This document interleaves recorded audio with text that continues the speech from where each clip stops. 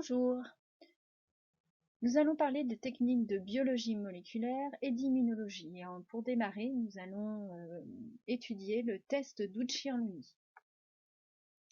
Donc ce test a pour objectif de permettre de visualiser la formation de complexes antigènes-anticorps qu'on appelle des complexes IMA.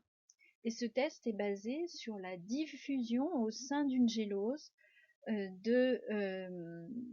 d'anticorps et d'antigènes qui vont migrer l'un vers l'autre, et s'il y a reconnaissance de l'un et de l'autre, il va y avoir formation d'un complexe IMA qui est visualisable. Donc, pour réaliser ce test, on fait chauffer de l'eau distillée et de l'agar-agar. Ensuite, on remplit avec cette solution, on remplit des boîtes de pétri qui, en se refroidissant, vont se solidifier. Et là, ça va permettre d'enlever des petits cylindres de gélose, de milieu gélosé, ce qui va permettre de former des puits. Et dans ces puits, on va venir déposer ici des antigènes ou des anticorps.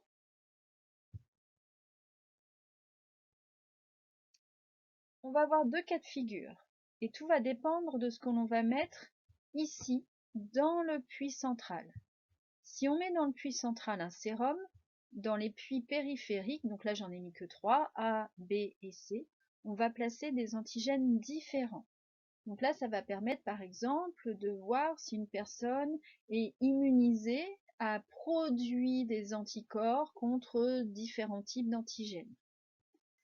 Dans le cas 2, dans ce puits central, on va mettre un type d'antigène.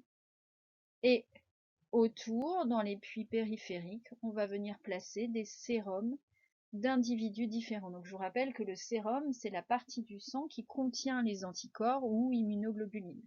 Donc pour rappel, ça va être majoritairement, très majoritairement des immunoglobulines de type G, des IgG.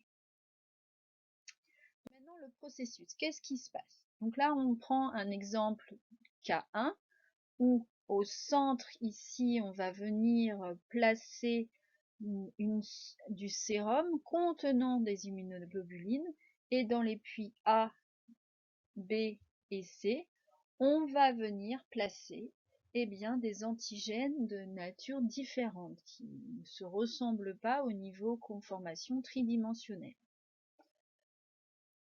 Donc vos antigènes et vos anticorps vont diffuser dans la gélose, donc évidemment c'est vers l'extérieur, voilà, comme ceci. Et puis il arrive un stade où vous voyez qu'ici, vous allez avoir vos antigènes et vos anticorps qui vont pouvoir se rencontrer. Alors c'est à ce niveau-là qu'on va observer, ici par exemple, si on prend le cas B, on a les anticorps qui étaient présents dans le sérum PC, et nous avons les antigènes B qui sont situés à cette jonction. Il y a reconnaissance des anticorps, des antigènes par les anticorps, formation d'un complexe IMA, et donc là on a l'arc de précipitation qui se forme. Maintenant, si on prend l'exemple du puits A, on a nos antigènes A ici, que je vous ai représenté en vert, qui ne sont pas reconnus par les anticorps, et donc là, on observe que l'on n'a pas de formation d'un complexe IMA.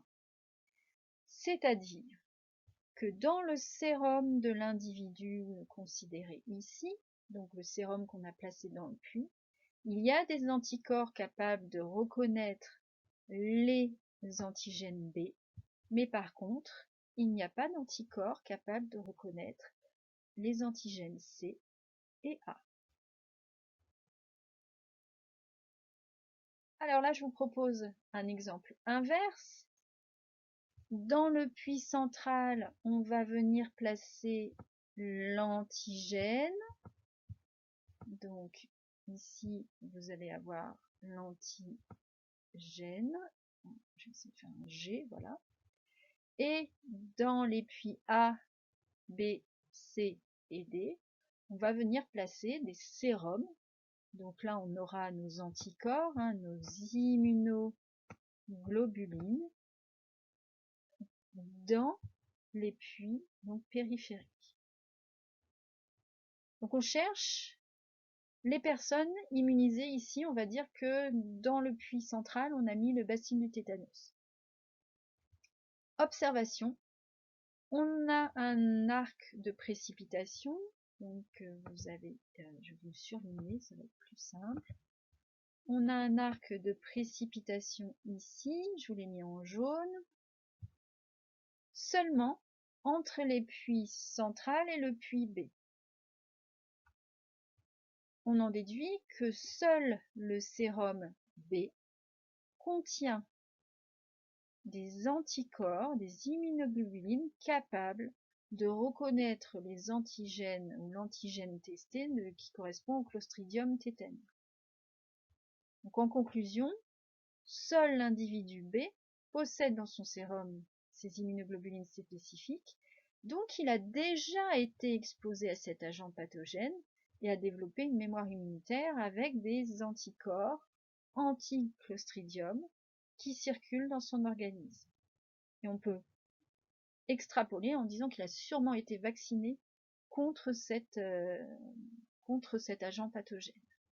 Donc voilà, j'ai fait un petit peu le tour de cette technique. Donc je vais vous proposer quelques exercices pour vous entraîner à résoudre des petits problèmes avec cette méthodologie.